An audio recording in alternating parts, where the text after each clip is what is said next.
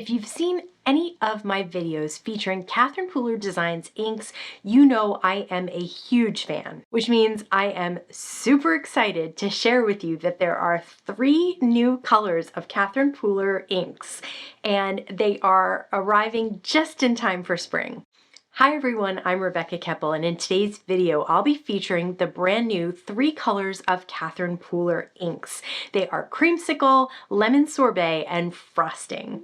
These new colors fill in quite nicely as lighter spring tones in the color families that they belong to. So let's get started, and I'll share how these new colors swatch out as well as how they look compared to a few of the other Catherine Pooler inks.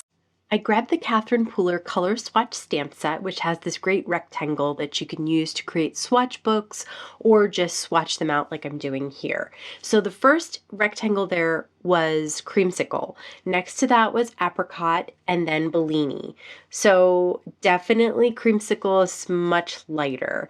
For the second line, we have Lemon Sorbet, and then Chiffon, and then we have Limoncello. Now, Chiffon looks a little bit lighter, but I think that Lemon Sorbet is more of that lemony yellow. So the middle one is more of a pale yellow. On the bottom, we have Frosted, then Serenade, and then Lilac. So completely different colors, and Frosted is the lightest there. Now let's use these new inks to make a few cards with the Ukrainian Eggs Stamps and Die set, which is also perfect for Easter and spring. I'll also be using the Spring Gingham 6x6 pattern paper, which at the bottom shows the colors that you can use with it. For this first card, I want to do some stamping with those new colors. So anytime you have layering stamps, it's great to start with the lightest color first and then layer a darker color on top. So for the solid eggs, I'm using the new Lemon Sorbet. I'm also using Cotton Candy. I have Creamsicle, and then I'll also stamp out Frosted here. And I'm doing this all on one A2 piece of white cardstock, and then I'll be able to cut them all out. Now there are detail layers of these Ukrainian eggs, so I'll use slightly darker colors that are in the same hue as the lightest colors that I use. So they'll show up, but they won't be super overpowering. It's just a really light look.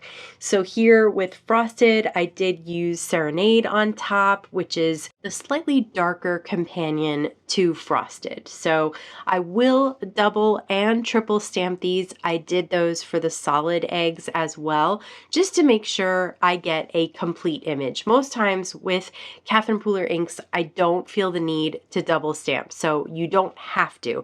This was just something that I wanted to make sure everything was completely crisp and all the same color and matching really nicely. They also have little flowers on the Ukrainian Egg stamp set that can be die cut as well.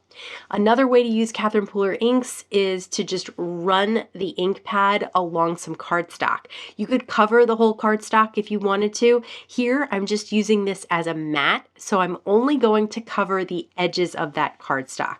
I have a smaller piece of white cardstock that I'm stamping one of the sentiments from the stamp set, and I'll use that in the center of that white piece of cardstock. I'll place the Lemon Sorbet matte cardstock on top of an A2 piece of Gingham in Creamsicle, and then place the white cardstock on top of that. So we have 2 mats here, and then I have all of those stamped and die cut eggs to play with. So I put the 2 on, one on each side and then one in the middle, and then up top I'll just have 2 eggs. I also have those flowers, so those can be sprinkled throughout on the eggs as little decorations. They can be popped up as well on small foam squares.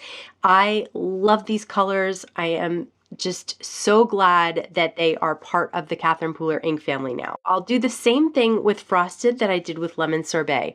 Just run the ink pad along the edge there. Use enough pressure that you're completely getting ink down, but not so much pressure that you're squeezing that foam pad so much that too much ink comes out. I've die cut the eggs out of the pattern paper, and I'm using the matching inks to ink the edges of those eggs so that they look finished on the outside. Now, the way that I'm doing that, because foam pads, as brilliant as they are, if you run something sharp along them, you're going to cut it. And as everybody who has gotten paper cuts while they're card making knows, paper can be very sharp. So be careful while you're inking. Just kind of swipe those edges. Don't run the edge through the foam pad. I have a white piece of cardstock here, and I stamped a border stamp and one of the sentiments, and I'll layer that on top of the frosted matte background there. Now I have a bunch of these eggs that have inked edges. I'll have 2 in the center, 2 at the top, and 2 at the bottom. And the 2 at the top and 2 at the bottom will hang off the card. But since I want it to fit in an A2 envelope, I will cut those extra off. Sometimes I put the little foam squares right on the card rather than on the egg because I didn't want to pop up the egg on top of the other egg. I just wanted to sit on top of that other egg. So that's one way to do that. Then flip the card over and grab some non-stick scissors and just trim off anything that's hanging off the end or top of the card. And that will make sure that it will fit into that A2 size envelope.